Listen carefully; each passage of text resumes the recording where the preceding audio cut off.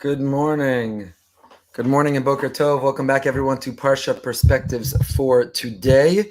So grateful, as always, to our generous sponsors, dear friends Avi and Becky Katz and family, in loving memory of Becky's father, David Grossman, the Nishmas David Ben Menachem Manish.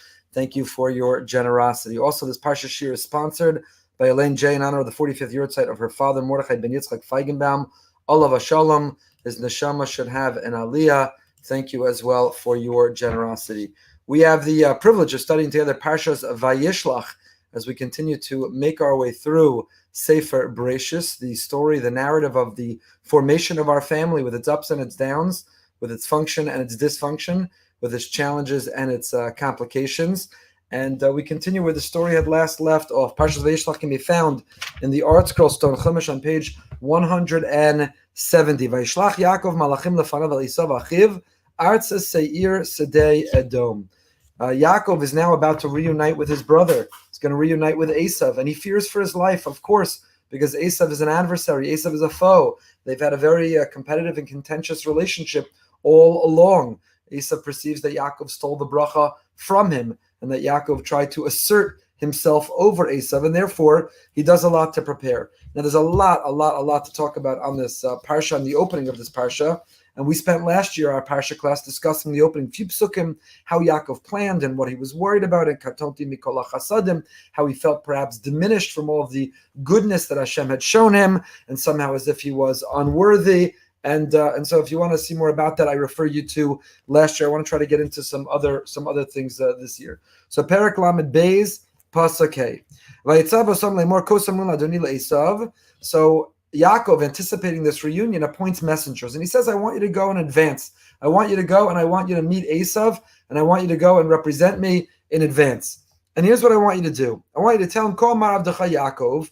This is what your master Yaakov says. Im lavan garti vo'eichar ad ata. We haven't met each other. We haven't seen each other because I was living with Lavan 14 years in Yeshiva Shem Ve'ever. Yaakov stopped. Another 20 years he's living with Lavan. So it's been 34 years before they have this reunion. I've been occupied. I've been busy. I've been working for a living. I've been working for wives. In Lavan Garti, I was living with him, and I've been delayed. I've lingered until now. We haven't had a chance to have this reunion to reconcile until now. Rashi famously tells us on the words in Lavan Garti, Lo na'asesi sar v'chashuv, lest you think that the reason I was delayed, I was hung up, is because I became some prominent, some esteemed individual, some distinguished diplomat, prince, or leader. No. Eleger, Garti. I was a ger, I was a stranger, I was a foreigner, I was a sojourner. We're about to reunite. He sends this agent, this messenger, give Asaf the message. Don't hate your brother thinking that he has risen, he's elevated to some position of stature, that he has some celebrity status, that in fact the bracha that our father gave him, that our father gave me, Yaakov is saying in his words, has come true. It has not come true through me. Rather, Garti, Ger, I've been a wanderer, I'm an outsider, I don't really belong. And Rashi then throws in Davar Acher Garti. Garti in Gematria is Taryag. The word Garti, I lived, I sojourned, I traveled, I journeyed, is the same numerical value, the same gematria as Taryag. Klomar, his message was, in Lavan harasha garti, v'taryag mitzvah shamarti. I lived with love on the wicked one, but I never ever compromised. I kept and I observed Taryag mitzvahs. I never learned from his evil ways. I never learned from his negativity. I never learned from that which he taught. So first of all, on the word Garti, Rav Goldberg writes in Shirei Chumash. We mentioned this last year in the name of Rabbi Soloveitchik. The Rav has it in his Chumash. This year we'll mention it in the name of Rav Goldberg and Shirei Chumash on our Parsha. But he points out that the word Garti is not Yashavti. Yaakov does not send a message saying Yashavti, I lived with, because that would suggest that he had some level of comfort. It wasn't he was living, it wasn't he resided, it wasn't that he integrated or that he was absorbed, but rather Garti. The word ger means a foreigner, a sojourner, an outsider. And what he was telling him is, you should know, the reason Taryag mitzvah shamarti, says Rav Olba, how was I able to do it? How did I avoid assimilating and integrating? How did I maintain with resolve and tenacity my values, my priorities, my principles, that of our parents that we learned, says Yaakov to Asaf. You know how Taryag mitzvah shamarti? You know how I was able to do it? Because Garti. because I always saw myself as an outsider. I always saw myself as passing through. I always saw myself as not really or fully or truly belonging. And because of that, I was successful. I clung to who I am, who we are. And this message of Revolva is a very powerful message for all of us today, that we are living in a country which is not hostile, quite the opposite. It's loving and it's inviting and it's welcoming. I wrote an article a couple of weeks ago that in the past, our enemies have tried to destroy us with hate, and now we're destroying ourselves because with love, we are invited to integrate, to assimilate, to be absorbed, to fully belong, to yashavti, to be a toshav, to be a full resident with full status. And we need to have a healthy dose of garti, of being a ger. We need to remind ourselves that if we're going to succeed in living taryag mitzvos, if we're going to succeed in maintaining a vibrant and devoted and committed and enthusiastic Jewish life, then garti. Then yes, we contribute to and we take from the beautiful society in which we live, but we do so with a mentality and an attitude with a status of garti, that I don't ever fully belong, I don't ever fully integrate, that I remain to some degree an outsider. So says Rav Wolbe, how is it Taryag Mitzvah Shamarti? Because in Lavan, only garti, not yashavti. But I want to go to Rav Druk. This year we've been focusing on the wonderful Svarim, Eish Tamid by Rav Yisrael Meir Druk, magnificent set of Svarim. And he quotes this Rashi and he asks, Peir zeh tzarich biur rav. We all know this Rashi. Who doesn't know this Rashi? Im Lavan garti, Taryag Mitzvah Shamarti. It rhymes, the gematria works out. It's a perfect thing for a kid's Parsha sheet. We all know this Rashi. But ask Rav Druk the question that maybe didn't occur to many of us, or at least we didn't think to ask, which is, why exactly is Yaakov sending this message to Asaf? Do you think that Asaf will be impressed by this message? Ma ratza Yaakov lesaper le'Asaf b'zeh shu shomer taryag mitzvos v'chi ratza l'shabeach atzmo be'inei Asaf ketzad sipur zeh shmiras hamitzvah shel Asaf omer laho lahavsek es sinaso ridifaso shel Asaf achrei Yaakov. Two twin brothers, they have a falling out, they have a fight. One goes to Israel for the year and flips out, frums out. The other one is off pursuing their hedonistic lifestyle. And now it's time to reunite and reconcile. So the brother coming back from his year in Israel is going to say, send the message in advance. Listen, not looking for a fight, not looking for conflict or tension. Let's figure this out. Let's work this out. And by the way, in case you have any questions about me, I have gotten really frum, stark, taryag mitzvos, chumras and all. Asaf's going to be impressed. Asaf, the ish yodeh tzayid, ish sadeh. If Yaakov says, listen, I learned how to shoot a gun, a bow and arrow. I've become a hunter like you. I'm a man of the field. I checked out all the national parks. We have so much to talk about, Asaf. We now have so much in common in these 34 years. I've learned a lot. Why does he think that Asaf's going to be impressed by sending the message, Taryag mitzvah shamarti? That doesn't impress Asaf. Asaf's not religious. Asaf's antagonistic to religion. Asaf's unimpressed by religion.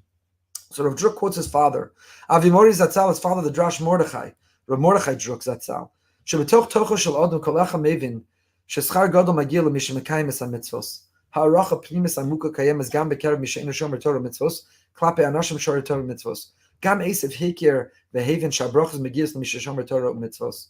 Ach kevan she'odom moded es chaver lefi atzmo hayasavar she'av Yaakov kamahu kamo shehu omer heach ma'asun es hateven uve'emes einu shomer mitzvos. You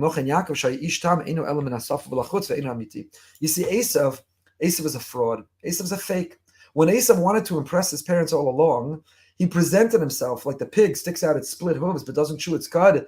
Asaf would ask halachic questions with an effort to impress the audience, in this case his father, to suggest that he is somehow vigilant and scrupulous in observance of mitzvahs. So he would ask, for example, how do you take tithes? How do you take meiser on tevin, on straw, or on salt? He would ask on things that halachically you're not required to tithe, but he would invoke tithing. It's kind of like bageling his own father, or the Jews who have a little knowledge, which is a dangerous thing. So they know a few terms, they knew a few halachas, they knew a few sayings of Chazal, and they invoke them whenever they can. Why? Because you look more religious, you look more righteous, you look like you belong, you look like you got a fast pass to the world to come, if you could keep reusing those few Jewish expressions that you know. So that was Asaf. Asaf was not the real deal. Behind closed doors, Asaf was inconsistent, but he liked to present himself. He liked to create an impression on others as if he was observant. And we have a tendency, said Rav Mordechai Druk, we tend to project onto others the way we are. We assume that others behave or are motivated or rationalize the way we do. What we think in our own mind, the conversations in our own head, we assume others are having in their head. So said Rav Mordechai Druk, Lachein Amar Yaakov LaEsav. So Asaf says, yeah, Yaakov, I got it. You're the righteous kid. Ishtam Yoshev Olam. We grew up, I was the troublemaker, I was always suspended. You were the goody two-shoes, you were in the honor society. I got it. You were trying to impress mom and dad.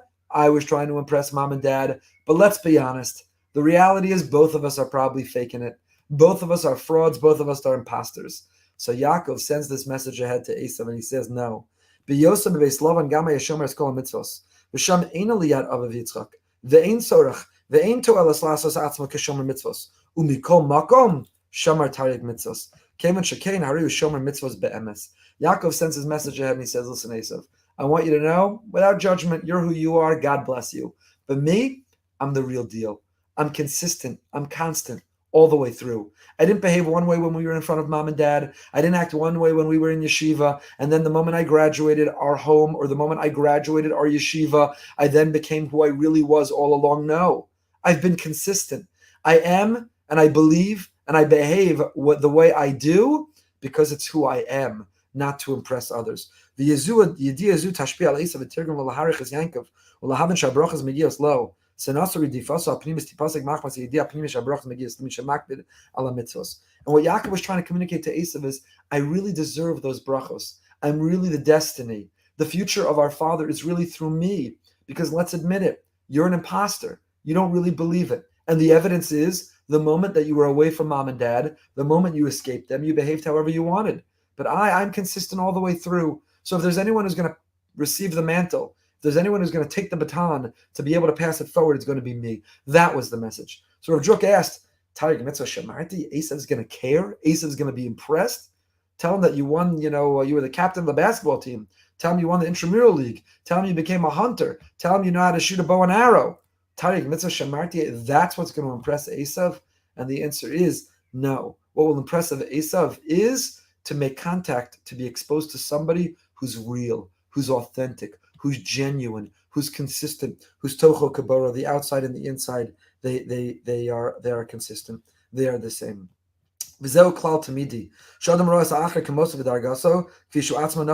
Generally, a person sees the other and evaluates and measures the other as a mirror, according to the way we are. We assume that the way we behave and what motivates us and who we are and how we rationalize is the same conversation everyone else is having in their head. And that's what was being corrected. But Rav Druk, the son, Rabbi Yisrael Meir, Druk, the author of the Talmud, has a different interpretation. And I love it. And I can't wait to share it with you this morning. I'm so happy that you're here to learn it with me. And he says the following. Od yesh levar ba'ofen acher, says Rabbi Yisrael Meir Druk, I want to offer another suggestion. And I want to explain it based on the Gemara. Goy echad shebalaf nehilel hazaken. We all know this story. It's Gemara in Shabbos Daf Lamed Aleph. There was once a non-Jew, a Gentile, who came before Hillel, the elder. He stood on one foot and he said, teach me the whole Torah on one foot. This book, what is it all about? Teach me the whole thing and teach it to me on one foot. What's it really all about? What's it really saying? So what did Hillel answer? If you were unmuted, you could all say at once in unison because you know. You have to love your neighbor as yourself. And what you don't want done, don't do to others. And idach zil gemur, the rest is commentary. You want to know the whole Torah on one foot? It's easy. It'll take one moment. Love your neighbor as yourself. Don't do unto others what you wouldn't have done. If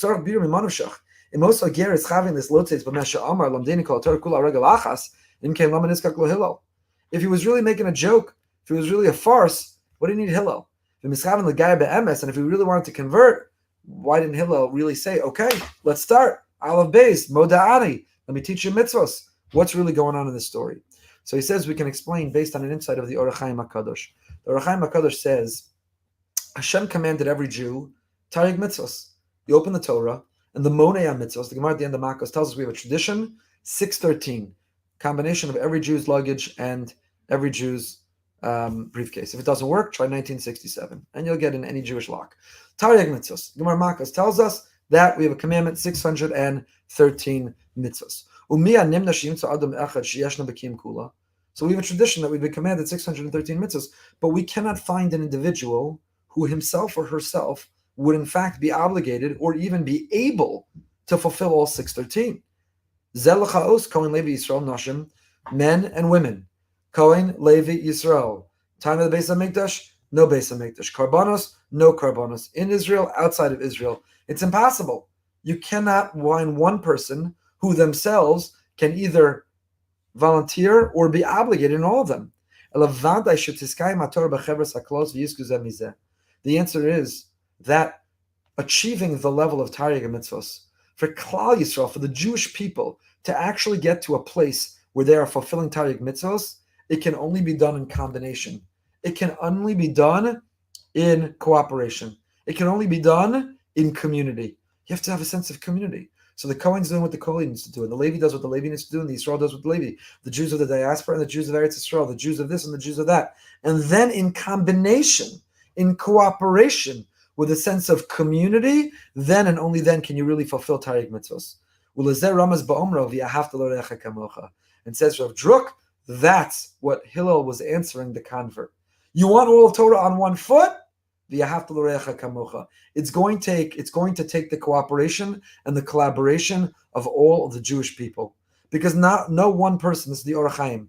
The Orach Chaim says no one Jew can either volunteer or be obligated in all Taryag mitzvos. So if you want to get to the level of Taryag mitzvos, it's going to take tremendous sense of cooperation. It cannot be done alone. And that's v'yahavta l'rechamo. You want the whole Torah one foot? Here it is.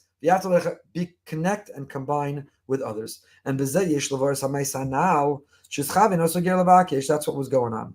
Apiza yesh levar gam is divrei Yaakov. So it says Rav Druk, let's take this Orach Chaim and let's apply it to Yaakov Avinu. That's what Yaakov was saying. Shene Yaakov ba'atzum bir mataras hashlichos. Why did Yaakov send these angels, these messengers? Rashi says malach and mamish. They're not angels. These are actual physical messengers. He's sending agents, ambassadors ahead. And he gives the reason why. Tell him the goal was, feel them out, break the ice, make some comfort level. And how could he have said, I fulfilled all Taryag mitzvos? It's impossible. No one Jew can do it all. Really, it's only going to be because we are a community and collaboration. So the same way Yaakov was embedding a message for Asaf, says Rav Druk. He was embedding a message. And what was the message he was embedding? In Lavan Garti, I lived with Lavan. V'Taryag mitzvah shamarti, and I observed all Taryag. How can one Jew observe all Taryag? It's impossible. It means I lived with Lavan, but I didn't live selfishly. I didn't live egotistically. I didn't live only about myself. Taryag mitzvah shamarti. I brought an attitude of collaboration, community, cooperation. And the same way I did that to achieve fulfilling Taryag mitzvos, I want to create collaboration and cooperation with you, my brother. I want to reconcile. I want to come together. So Yaakov was embedding this message of reconciliation and cooperation within the words Taryag mitzvah shamarti, which are impossible for any one or singular Jew to achieve themselves. But it's the next shot in Rav Druk that I'm really excited to share with you.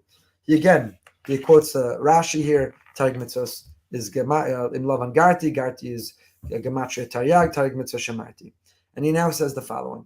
Another question. You've heard and read this Rashi a million times. You may not have asked any of these questions, but this is his next question. We already just spoke about you can't do it all by yourself, but there's another question. Yaakov says, Im Lavan Garti, which is the gematria Taryag mitzvos, shamarti. Why did he say Taryag mitzvos, shamarti? Shamarti means I guarded, I protected. What should Yaakov have said? If indeed he wanted to communicate to Asaf, I kept, I observed, I fulfilled all 613 commandments, then he shouldn't have said shamarti, I guarded, but rather he should have said kiyamti, I fulfilled. It makes more sense when talking about a mitzvah to talk about kiyum, fulfilling it, than it does to talk about shmira, protecting it. So listen to what Rav Druk says. Pasuk in Parshas Eikev says, Vaya Eikev tishma'un, esa mishpatim ha'ela, and it will be, if you heed, if you listen to these laws, Ushmartem v'asisem v'sam, and you guard and you perform them. V'shamar Hashem lokach l'cha zabris v'zachesed, then God will shamar you back. V'yavta v'ahevcha v'iracha v'ribecha v'iracha, and so on and so forth. What is the lashon there? What is the language there? Ushmartem v'asisem. If you guard and if you do, what's the difference between guarding and doing? Ushmartem v'asisem. Guard them and do them. What's the difference between guarding and doing? So says Kiyotzev is a Parsha Chukosai. We have it there too. In Bechukosai telechu v'etz mitzvosai tishmaru v'asisem osam. What do you mean? V'asisem es mitzvosai. What's the difference? We find throughout Torah these words go together. Tishmaru v'asisem osam. Ushmartem v'asisem. Shmor, to guard, protect, and asiya, to do. What's the difference between the two? So in order to answer them, the answer to them is the following. The answer to them is the following. He says, he gives one answer. I want to skip it. I want to go to the second one. He says the answer is that the word shamar means not only to guard or protect, and it certainly doesn't mean to do. The word shamar means to anticipate, to look forward, to be excited.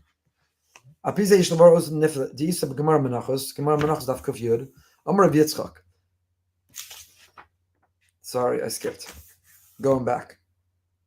Yeah, we're going to read later in the Parsha that Yaakov and Asaf go their separate ways. And where does Yaakov go? So the pasuk says, and we're going to get to this momentarily, Vayava Yaakov shalim ir Shechem asher be'eretz Canaan. Yaakov comes to Shechem in Canaan, and how does he arrive there? How does the Torah describe how he arrives there? Vayava Yaakov shalem. He comes whole, fulfilled. And Rashi says shalem begufo. He has now healed shenas rape mitzli also. He's now full in his body. He went for rehab. He had physical therapy. He recovered from the injury of the angel. Shalem b'mamono shelachaser klum mikol oso daron. He made back the whole gift, all the 610 animals that he gave to Asaf. The market went up. He recovered his losses. He was shalem b'mamono. He was made whole with his money. And shalem b'soraso, and he was whole with his Torah. Shlo shachach tamudo b'beis Lavan. He never forgot the lessons of his father or the lessons of Yeshiva Shem ve'ever. He held on to his learning. He was a Ben Torah, even in the home of Lavan. Ben Torah for life. So tzarich lahavin madu davka kasher Yaakov liyashchem azayom erlav higia shalem b'torasa shloshachach tamudo. Why now when he gets to Shechem? Why now once he leaves Asaf is he considered to be whole and complete when it comes to his Torah? Hanir levar shnei nemer b'pasuk shmor v'shamat is called dvarim ha'ila. Pasuk says in Dvarim, Perek Yud Beis, shmor v'shamat is called dvarim ha'ila. Shanuch mitzav chalaman yitav lach. Shmor, guard, v'shamata, and listen. All the things that I am commanding you. And Rashi there says, Shmor, zu mishan she'ot tzarich l'shamra b'bitnecha shelo tishkach. This is your learning that you have to protect in your kishkas, in your gut, to never ever forget it. The learning that you put inside you, that you absorb, that transforms you, never ever forget it. Mezur b'zeki lashon shmor mora al mishnah she'tzarich l'shamra b'bitnecha. Shmor refers to your learning, which is not external, is not academic, is not theoretical, is not scholarly, but a learning that is in fact absorbed, it's embedded, it's imbibed inside us. Learn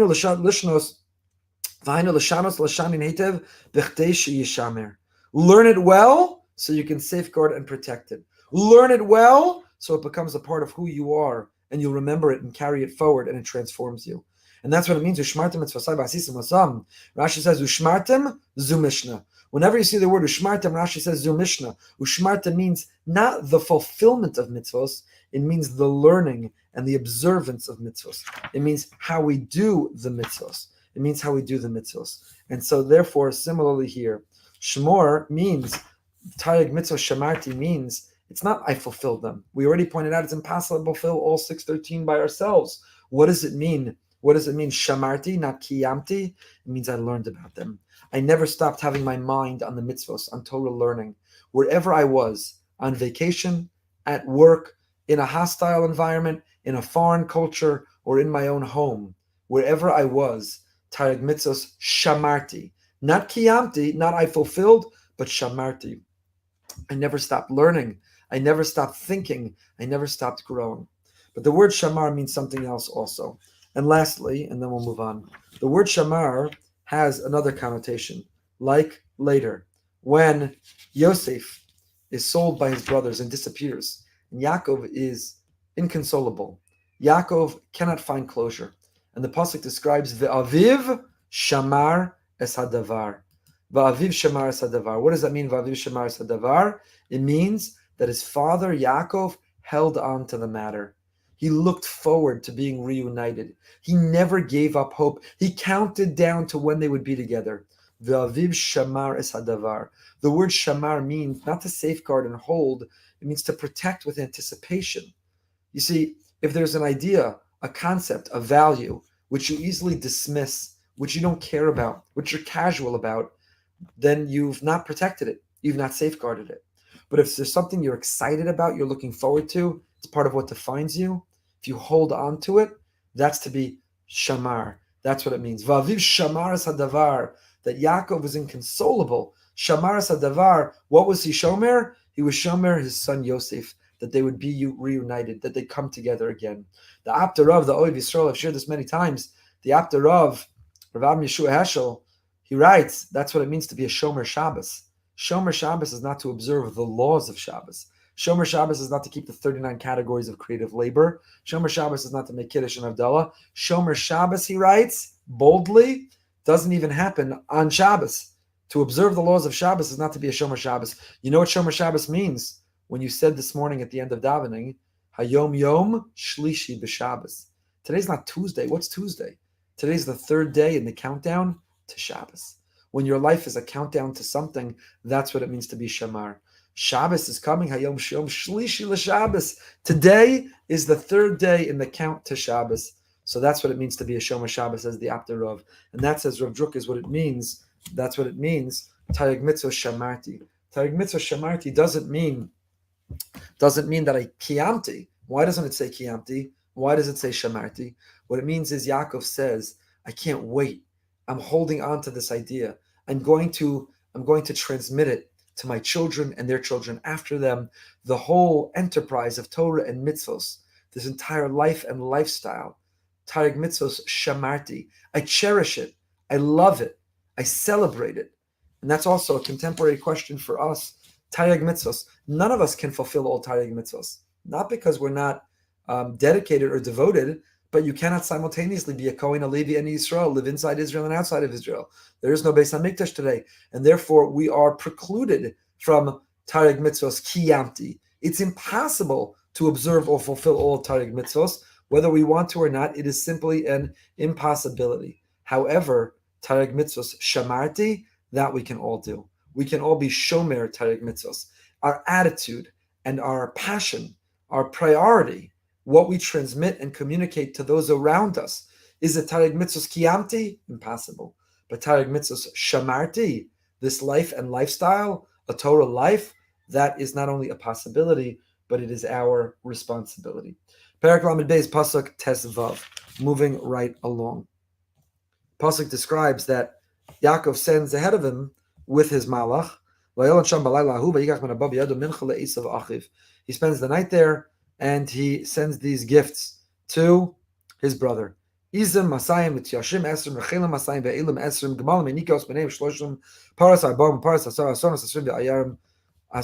like some barbecue. 200 she-goats, 20 he-goats, 200 ewes, 20 rams, 30 nursing camels, with their colts, 40 cows, 10 bulls, 20 she-donkeys, and 10 donkeys. Add it all up. Rashi says it's not even a complete list. Rashi has a tradition about an extra few that are added on top of that. And Rashi says, how many animals did Yaakov send? None other than 610.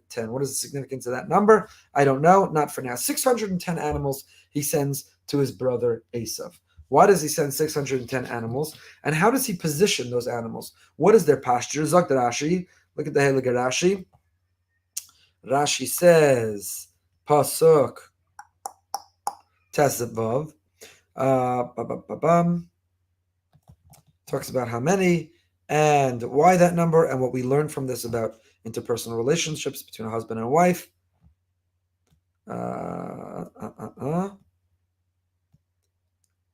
Where's this Rashi? Yeah. V'revach tasimu. Place space between them. Pasuk and Pasuk Yud Zayin. I stopped too soon. Vayitem b'yad avadav eder levado. And Yaakov instructs his servants. He says, make sure that each of these groupings of animals, that there's space, that there's margin between them. Make sure they each go separately. V'revach tasimu bein eder ubein eder. Leave a space. Leave margin between each of these droves, between each of these units of animals. Says Rashi, Eder lefnei chavero mali ayin, kedei lazbia eina shel osa rasha utaveo al riboy hadoron. Why would you have that separation? Yaakov wanted each grouping of animal to be separated, to be distinct, to be apart. Why? Because he wanted to trick Asaf. You know what happens with the mind's eye? When from a distance you see the animals all spread out, it'll look like even many more, exponentially greater. Not just 610, which what's Asaf going to do with 610 animals? It's enormous.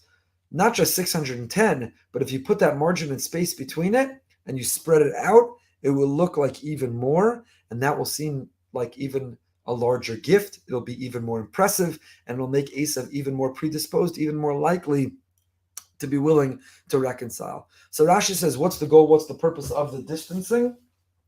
In order to further appease Asaf, in order to give him the greater impression that there's even more coming, he'll be more impressed, and he'll be even more likely to reunite with him. It's a marketing strategy. It is a perception issue. The Sforno gives another interpretation. And look at the Sforno. Again, we're on Perek Lamed Beis. It's the article, page 174. Perek Lamed Beis, Pasuk, Yud Zayin. Lamed Beis, Yud Zayin. So says that was Rashi. Says the Sforno. Lamed Beis, Yud Zayin. Kadesh Yir Sheyesh B'chol Minyan Zchar Men Kevos, Kfi Haroy L'Malachas HaMikneh Sheyuchal L'Faruz L'Rabos. Kachnas Birchasi, Shaisa Mincha Muchenes L'Bracha, Shehi Tosefes Bracha. Says the Sforno, you know why he wanted him to spread it out? Each group would be alone and spread it out. V'revach tasimu. So first he says send male and female, because he wants Asaf to know you'll be able to put them together and they will propagate and promulgate and they'll be able to reproduce. And what starts out as 610, I'm sending you even much greater gift. Rashi says spread it out, it's marketing, it looks like more. Sforno goes even more and says no, by sending male and female, you are empowering and enabling Asaf to not only receive that gift, but for it to expand even more going forward. Sforno continues, and place a revach between them, so that these different animals will not jump out of their pen, won't jump out of their grouping and intermingle. And then if somebody were to see, they would get mixed up. The onlooker wouldn't understand the wisdom of the gift and its blessing. Says the Sforno, you know why it's important to place a revach? You know why it's important? Because the Sforno is placing an emphasis on the notion of seder, order. Be organized. Keep it together. Yaakov is not doing so because he's doing it to impress Asaf. According to Rashi, this comment of Tein Revach, place margin and space between them, is all part of the strategy and effort to impress Asaf. According to the Sforno, no. This is a value Yaakov has, a value of living with seder. Be organized. Be organized. Live with order. Everything's got to be neatly and laid out, and you need to have a sense of margin. That revach, that margin, is a very critical value and a very critical lesson in life. We spoke about the notion of seder, of order, before Pesach, of why we celebrate freedom with seder, with order. Because in fact, there's freedom comes through discipline. You think the opposite. You think that freedom means you can be undisciplined, do what you want, enjoy life. It's the opposite. When you're disciplined with money, you have more money.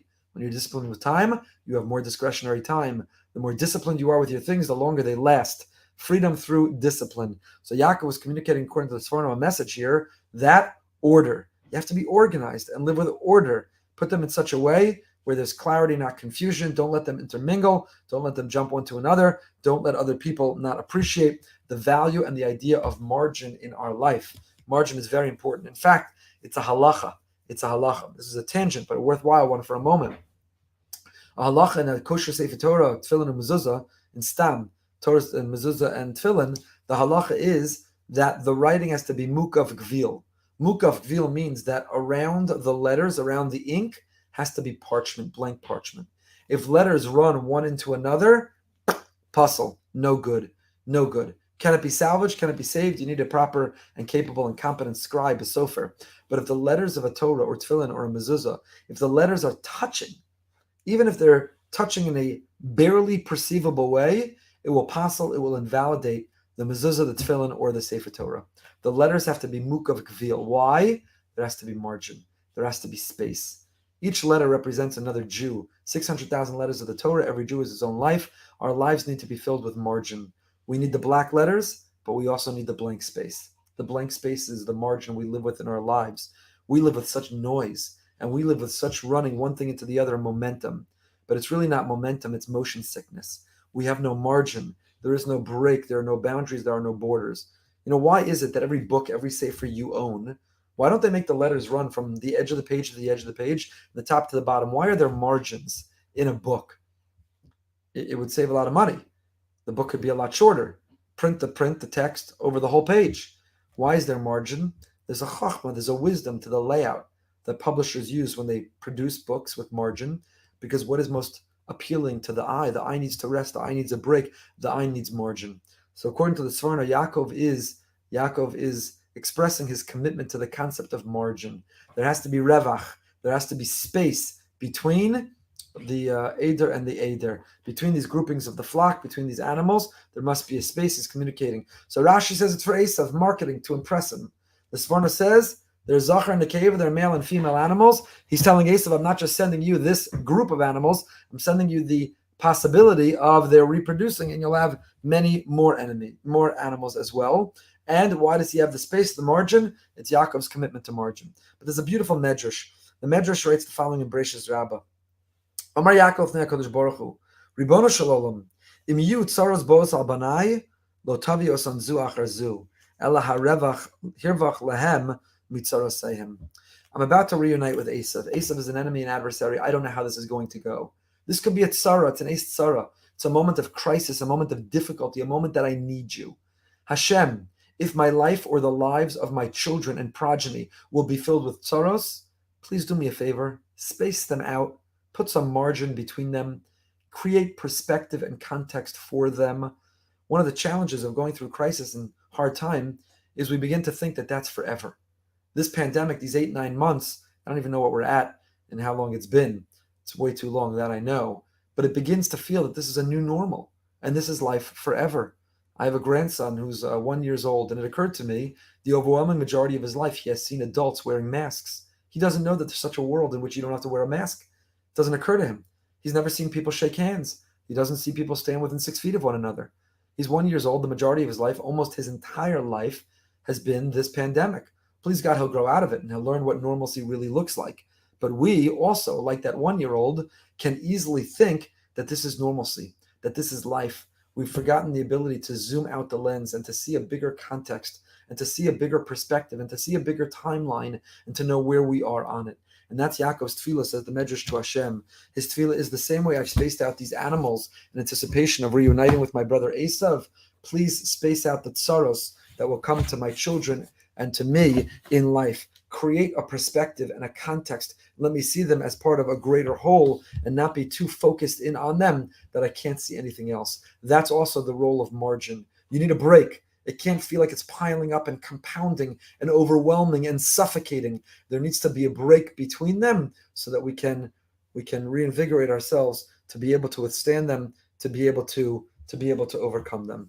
He tells the messengers, keep calling them angels, but they're actual messengers. He says, you're going to see my brother. He tells this messenger, when you encounter my brother, and he will ask you, saying, Lemi ata, to whom do you belong? Where are you going? And what's all of this? What is all of these property and children and people and things? What is all of this? So you're going to answer him. So it belongs to my master Yaakov, your brother, who sent me to bring it to you. And he owns all of this. And these are his children, and these are his things, and so on.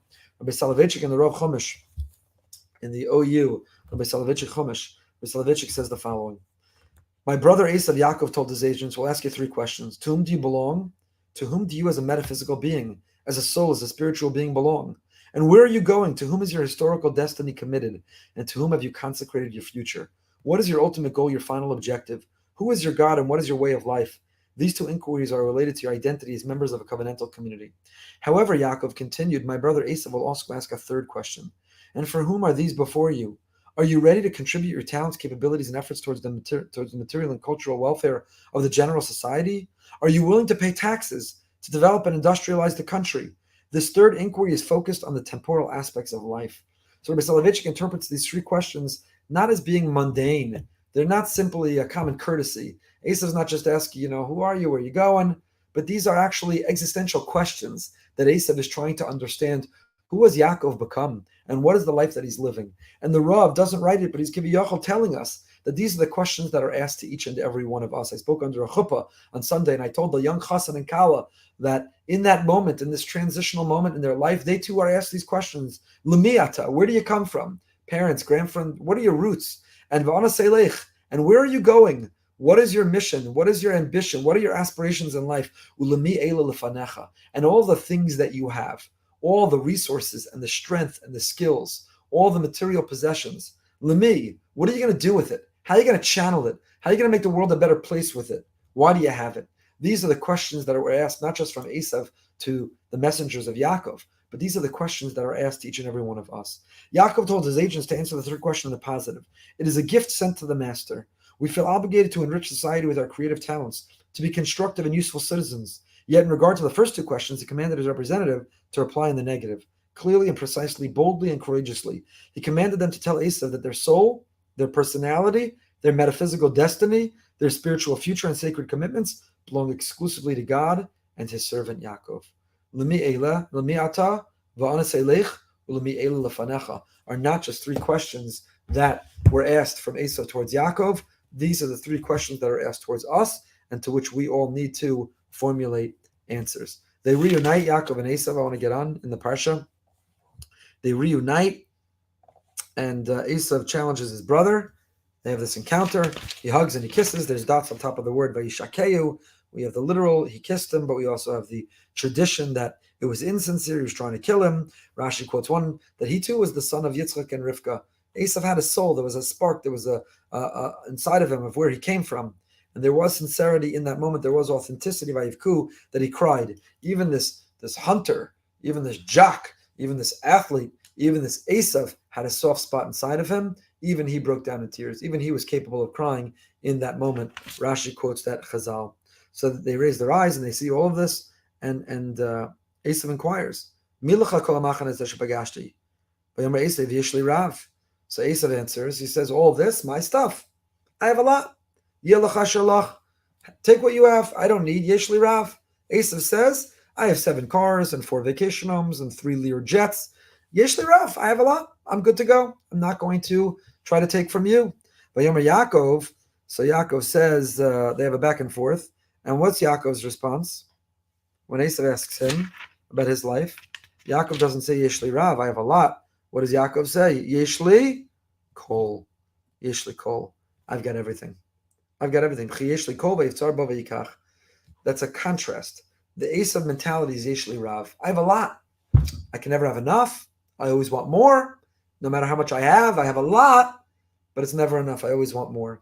And the Yaakov mentality, the Yaakov attitude is yeshli kol. Whatever I have everything. Because it's what was destined for me. It's what God determined is the right thing for me. Where did Yaakov get that from? That attitude, that lesson, that approach of yeshli kol. Where did he get that from? He got that from none other than, of course, his father Yitzchak, who got it from his father Avram. We're not going to spend the time on this now. There's a beautiful, in Oros HaTshuva, Rav Kook explains the mentality of kol, the attitude of what I have. Pasuk says, Avram Zakin Baba Yamim, and Hashem Berachas Avram Bakol. Avram had kol. What is kol? So Ibn Ezra there says, Ba'orach Yamim, Va'osher V'chavod Ubanim. He had a lot of things. He spells out what the kol is. But other interpretations say, no. Yeshli kol means that Avram had a mentality, a philosophy, an approach, an attitude towards life of having everything. He had a very panoramic view of the world. And he saw the way it all worked together. And he understood that Hashem was pulling the strings and he was the one behind it. And no matter what he had or he was lacking. Because when does it say Berachas Avram Bakol? When does Avram begin this attitude of kol? Once he's lost Sarah. He's lost his life partner, his other or better half. And that's when he says, I have everything. It's in that moment that he feels he has everything. Because he sees the world operating with synthesis, in harmony, a panoramic view of the whole world. And he takes that kol and he hands it off to Yitzchak. Avram takes his sense of kol and he gives that bracha to Yitzchak. It's not a coincidence that when Yishmael is born, the Torah warns us that Yishmael is Yado Bakol, that his hand will be upon that sense of kol. Yishmael is trying to fight, destroy goodness and optimism and hope and synthesis. That Yishmael, the whole life is to introduce tension and conflict. Yado bakol, but yad kol bo. We stubbornly hold on to our attitude of kol. Even though Yishmael is trying to compromise or corrupt the kol, yado bakol, yad kol bo, we hold on to it. It says, Vayitein Avram es kol asher lo liYitzchak. Avram took this kol and he gave it to Yitzchak. And now Yitzchak gave it to Yaakov. Yaakov says, Yesh li kol. I have everything. Very, very fundamental. And what do we ask for? When we bench, each time in benching, we say, Harachamon yivarech osanu ve'es kol asher lanu. Hashem should bless us, the kol asher lanu. Bless the sense of kol that we have. Bless this tradition of kol that we've been given. The ability to look at life and say, whatever I have what I need, I have what's meant for me. K'moshen is Baruch Hu Avosenu Yaakov, bakol, mikol, kol. Hashem berach es Avram, bakol. With Yitzchak it says mikol. And now in our Parsha, Yaakov says, Yeshli kol. Bakol, mikol, kol. Avram, Yitzchak, and Yaakov. Hashem, you let them and you gave them that ability to live with that. Give it to us. Harachamon yivarech osanu ve'es kol. Bless us with that sense of kol, that when we're living in life, we too can look out at life. Why do I share that with you, Dafka, today? Because I share it with you. It's Giving Tuesday, which came after Cyber Monday, which came after Black Friday. Every day now has a week. We call it Yom Shlishi B'Shabbos. We are Shomer Shabbos. For us, the days of the week are defined by how we're counting down towards Shabbos. But the world around us is defining the days of the week by what we could buy for ourselves. It's very interesting, Black Friday. Do you know Black Friday, where it got its name? It traces itself back to 1951. And it was called Black Friday because people would call in sick. They wanted a long weekend. Thursday, they had off Thanksgiving, and then was the weekend. In order to bridge the gap and get the weekend off, a long weekend, they would call in sick, so they called it Black Friday. Everybody was sick, taking the day off. That's the origin of Black Friday. Later, it came caught on the Philadelphia Police Department to describe the congestion, the traffic. Black Friday, the highways were packed because people were going to shop. And now it's Black Friday because what people are willing to do, they trample one another, they kill one another, they elbow and fight one another in order to buy things. Isn't it amazing? Does it ever strike you the contrast of Thanksgiving, the day where you say, I'm grateful for what I have, and then not one day later is not I'm grateful for what I have, but I don't have enough. Black Friday, I need more.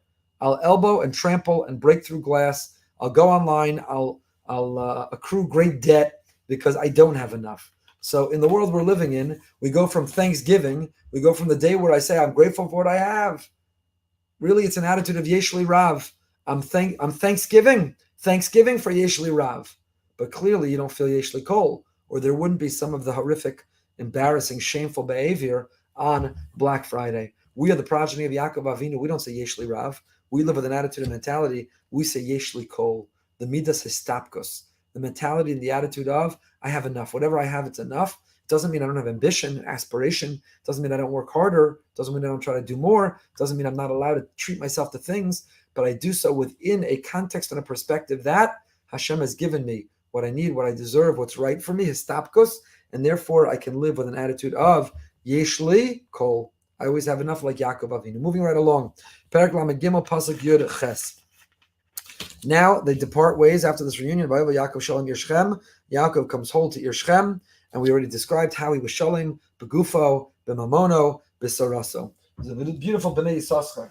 The Heilig of B'nai Yisachar says something very beautiful. B'nai Yisachar says, he comes Shalom to Yershchem, and he says, Rosh Tevos, the word Shalom is Shem, Lashon, and Malbush. What does it mean that he came whole? He came with harmony. He came feeling at peace. Here he spent 34 years on the road, 14 Sheva Emer, 20 working for Lavan. He survived Lavan, Taryag Mitzvah Shemarti. Not he observed them, but either he was committed to community cooperation, collaboration, which is what Taryag suggests. We can only do it if we do it together. Or as we said, Taryag Mitzvah Shamarti, Nakiyamti. He continued to learn and he anticipated, look forward. And now after 34 years, he's finally Shalom. He feels whole. He's reconciled. He's no longer afraid of Asaf. He's no longer on the run from Asaf.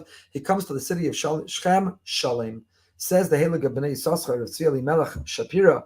He says, what does it mean? Shalem. Shalem is a Rashi Teva. Shalem is an acronym for Shem, name, Lashon, language, and Malbush, dress. And that's what it means. Yaakov Shalom Yishchem, Shleimusa Shal Kol Yehudi. For a Jew to be whole, Himshach Rebbe Amar Tli B'Kashla Yeshana B'Shirhu Af Guzem Mishlosh Dvarim Elu. For a Jew to be Shalom, you have to have a Jewish name and a Jewish way of speaking and a Jewish appearance. That's what it means for a Jew to be whole. Shalom, Shaim, Lashon, Malbush. To be whole, you have to be whole in those three ways. That is what the Bnei Yisachar says. What happens when they get to Shalom? No longer, doesn't take very long. And Vatetze Dina. Dina goes out. Dina goes out. Is she to blame? She goes out. She's Bas Leah. Rashi says, Lo Bas Yaakov. She's not associated or identified with Yaakov. She's associated and identified with Leah. Why? It's an indictment of Leah. Hashem Yitziyasa Nikres Bas Leah. Shafi Yatzanas Haisa. Shem Avatete Leah Likraso. Leah went out and Dina went out. And what does it mean to go out? And this is a comment about women or men or all of us. It's an idea about boundaries. We need boundaries in our lives. And when we violate those boundaries, men or women, when we violate those boundaries, that's what it means. Yatzanis is to go out. To go out means to be able to pierce through, to be able to break through boundaries. You know, we talk about breaking the glass ceiling, and that's important and it's lovely, and we should. We're breaking down stereotypes and we're breaking down barriers and we're breaking down artificial limits. Break those glass ceilings, but don't break through boundaries. Boundaries are very important. Boundaries keep us moral and ethical. Boundaries keep us loyal. And when we break those down, we're in Yatzanis, this quality of Yitzia, of going out beyond the boundaries that are set, of appropriateness, of interpersonal, of moral behavior. When we break down those boundaries and Yatzanis, then problems arise. Now, that's not to blame the victim. Dina is an absolute victim, and Shechem is the perpetrator. And one never, ever, ever should blame the victim. That's not what Rashi is telling us as the lesson. But Rashi is telling us, however, in response, that we should think about what we do in order to create a moral society with strong boundaries that will enable and empower us to be able to live without these dangers. So Dina goes out, and Vayarasa Shechem ben Chamor, Shechem the son of Chomer sees her, and he rapes her. He wants her. He likes her. Hashtag me too. He violates her. Then he falls in love with her, and he says, you know that I want to continue this. And he says to his father, I want to marry her. Set it up. Call the shadchan. Send the resume. Get it done. Yaakov hears that his own daughter was raped. And the Chamor comes out to negotiate with Yaakov. And they heard about this. And what do? We know the whole story ensues. Torah tells us this whole story of Shimon and Levi. Shimon and Levi take matters into their own hands. They take matters into their own hands. And what do? They set up a phenomenal ruse. I don't know, when you killed the chief nuclear scientist in Iran, come on, do you not swell with pride? Do you not say to yourself, really? There are Jewish people who can sneak into a foreign country and pull off a episode like that and kill this terrible person and get out without anyone seeing them, knowing them, and then never take credit for it. I mean, it's tragic that we need to do that. It's tragic that our people, our sons, have had to learn that skill set and take those risks. But do you not swell with a little bit of pride that they can? So Shimon and Levi say, here's the deal. Shimon and Levi are the commando unit. Shimon and Levi are the elite unit in Yaakov's army. And they say to themselves, we're going to take matters in our own hand. And here's the deal. They say, Shechem, no problem. You can marry our sister. It's a beautiful shidduch. We'll have a fantastic wedding, a big orchestra, shmorg. It's going to be great. But here's the deal. Our sister can't marry somebody who's nishkamalt. Our sister can't marry somebody who doesn't have a bris milah. You and the entire nation need to circumcise yourselves. And when you do, now you're eligible. Now you qualify for our sister. Shechem says that's all it takes. Shtickle surgery on myself. Painful, but for a woman, for love, I'll do it. Circumcises himself. They all circumcise themselves. On the third day, when they're the most weakest and vulnerable and compromised, Levi and Shimon come and they wipe them out. They destroy them. We only have a few minutes left, but I want to touch on a few ideas within this. Number one idea is, how is that moral or ethical? How is that possible? Collective punishment? Shechem raped Dina. So take Shechem behind the barn and do what you got to do. Pay him back. Make a statement that nobody's ever going to do that to the Jewish people again.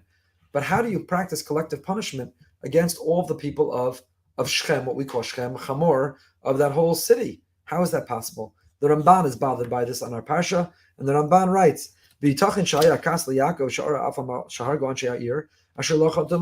We know later in Parshas Vayechi, when Yaakov gives brachas to his sons, he calls Shimon and Levi impetuous. He's critical of them. He says, you put all of us in danger. You risked us with your impetuous behavior towards Shechem and Chamor.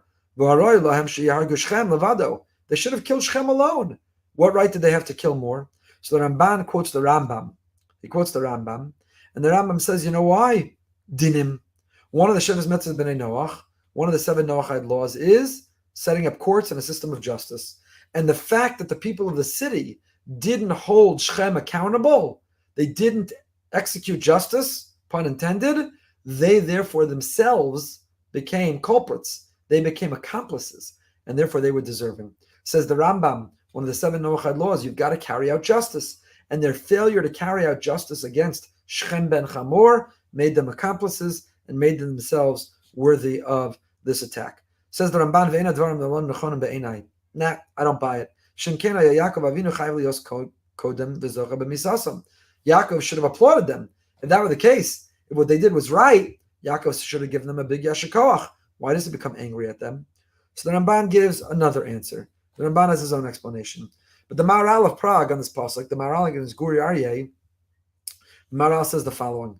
He writes, Kasha im Shechem chat kol ha'ir machatu laharug. Shechem made the mistake. Shechem raped Dinah. What did the rest of the people of the city do? Where's the ethics of carrying out a collective punishment? And he writes, near the lokasha midi. Lodami shnei umos kigom bnei Yisrael v'Kananim shem shnei umos. Uleficha chuter lehem luchem kedin uma shebaluchem ha'uma acheres sheitira haTorah. You know, the Torah has laws of murder. The Torah has laws of self-defense. The Torah has the interpersonal one-on-one laws. But what happens in a war? Why is one army allowed to ever kill the other army? Isn't that an act of murder? So Maharal reminds us that war has entirely different laws than non-war. In a non-war context, there are rules that regulate how we behave with one another. And in a war context, not that all is fair in war and love or war and whatever that quote is, but there are rules that regulate war also. But in war, there's a different barometer. There's a different threshold. Therefore, the Maharal understands that Shimon and Levi saw themselves at war. When you do that to our sister Dinah, we are at war with you. And in war, there's not collective punishment. There's a nation fighting another nation. What were the ethics of dropping the bomb on Hiroshima? What are the ethics of attacking a city which is harboring terrorists, even if innocent civilians may die? What are the ethics? What are the laws?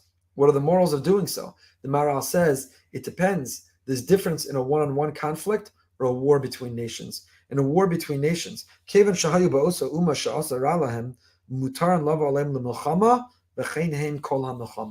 it's true with all wars. War is very different. Rav Shechter quotes this Maharal in his Sefer Ikvei Hatzon, and he talks about the same is true in Israel. If terrorists are shooting rockets from Gaza, and Israel has to figure out how to respond, is Israel bound by the laws of war, or is Israel bound by the laws of an interpersonal conflict between two people? And the nafkamina, the practical difference is collective punishment. What are the consequences towards civilians? Now, Israel, better than any army ever, tries to protect innocent civilians and civilian life. But in the context of war, it does what it has to do. And he writes there, you know,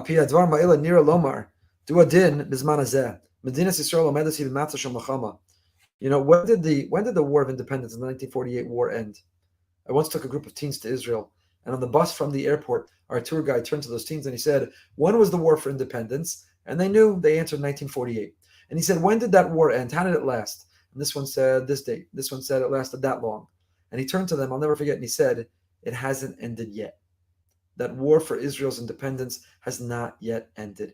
Israel remains, and Rav Shechter here writes, halachically, it remains in a perpetual state of war against its enemies. That war has not ended yet. Mirz Hashem, it should in our day, speedily. V'chein nira lomar, and he quotes the Maharal, B'gorayi Parshas Vayishlach, V'chein nira nami lomar, hova matzah keis be'aretz, hu matzah shem lachama, she'en lehis chashev b'safik b'kuach nefesh yichidim, v'kashevein v'divrei minchaschena v'anitziv, and so on and so forth. There are different rules that regulate this all together, different rules. So that is the question of collective punishment, a very important one. I want to end with one or two more quick points. We learned from here, how old were Shimon and Levi? How old were they when they avenged their sister? How old were they when they stand up to intervene, to intercede, and to say, not on my watch? We have a tradition that they were 13 years old, that they were bar mitzvah. And we see from here that the age of bar mitzvah is 13. If they were 13, and that's when they became men and they took matters into their own hand. We gave a shiur earlier this year in the afternoon called bar mitzvah. If you want to listen, it's on Torah or Goldberg.org, the making of a gadol, what it means to be bar and bat mitzvah, and the fascinating sources. We don't have time to run through all of them. It's a Mishnah in Pirkei Avos, and why is it at 13 for a boy and 12 for a girl? Does it have to do with mental maturity, physical maturity? What does it correspond with? Physical maturity, why does physical maturity matter? Why is that age? We went through all these different sources and fascinating sources. I wanted to share with you one, which is the Lubavitcher Rebbe. The Lubavitcher Rebbe writes in a Sicha, Yud Tes Kislev is this coming Shabbos. The Lubavitcher Rebbe writes in a Sicha, in the volume 5 of Sichos on Parshas Vayishlach. It's in the Yiddish, so I won't read it to you, not because you won't understand, but because I will butcher if I try to read to you the Yiddish. The Lubavitcher Rebbe says the following. He says, you know why you become a gadol at 13? Just because Shimon and Levi were 13 when they became a gadol? Because you know what it means to be a gadol? What it means to be a gadol is to care about the people around you. To be a katan, to be a minor, is to care only about yourself. A baby, a little baby, I'm hungry, I'm tired, I want to eat, I need my diaper changed, what I want. To be a gadol, to be mature, to reach the age of maturity means to be able to say, it's not what I want. I care about other people. My sister, I'm going to step up and defend her. It's to care about the people around us. It's not a coincidence. The pasuk says in Shmos, Vayigdal Moshe, Vayetze Elacha Vayar B'Siv Losam. Vayigdal Moshe. Moshe became a gadol. What does it mean to become a gadol? Vayetze Elachav, to go out and see the people around you. Vayar B'Siv Losam, and to see their suffering, and to care about it, and to want to intervene, intercede, and to want to make their lives better. That's what it means to be a gadol. If you only care about yourself, I don't care if you're 100 years old, you're a little baby. And if you're 4 years old, but you've learned to care about people around you, you are already showing the signs of maturity. To be a gadol, to be the age of majority, to be mature, means to see outside yourself, to care outside yourself. That is what Shimon and Levi do. And lastly, because we have not yet said in Imre Chaim, the Imre Chaim, the Vision to Rebbe says, and we'll end with this. On the third day, they were in pain. Shimon and Levi killed all the males. The Maharal asked, and the Ramban asked, and the Rambam asked, and all these different commentators wonder, kill Shechem, what right do you have collective punishment to kill everybody? The Imre Chaim, the Vishnitzer, also asked. And he says, why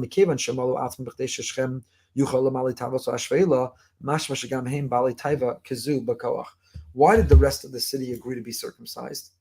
They weren't getting Dina as a reward. Why did they agree? Because in order to pursue promiscuity and licentiousness for pleasure of the flesh, they were willing to endure pain of the flesh. It shows who they were all along, and therefore they need to be wiped out. People who are balei taiva, willing to give into such lust and temptation, are people that are dangerous, that are contagious, and therefore they were entitled to get rid of them, and therefore it was in their right. Much more to say, as always, but we end here. Tomorrow morning, we continue at 8:15 with Mesilas Yesharim, 10 minutes of meaning. 8:45, Living with Emunah, and tomorrow night, I know you're waiting to hear who's our guest. We're going behind the beam at 9 p.m. tomorrow night with the one and only Rabbi Yoel Gold. It's going to be a fascinating conversation. He has a big announcement to make about an upcoming video, 9 o'clock tomorrow night behind the bima. Thank you, as always, to our sponsors. If you would like to sponsor an upcoming week, please email lee@brsonline.org, lee@brsonline.org. Stay happy, stay healthy, and stay holy.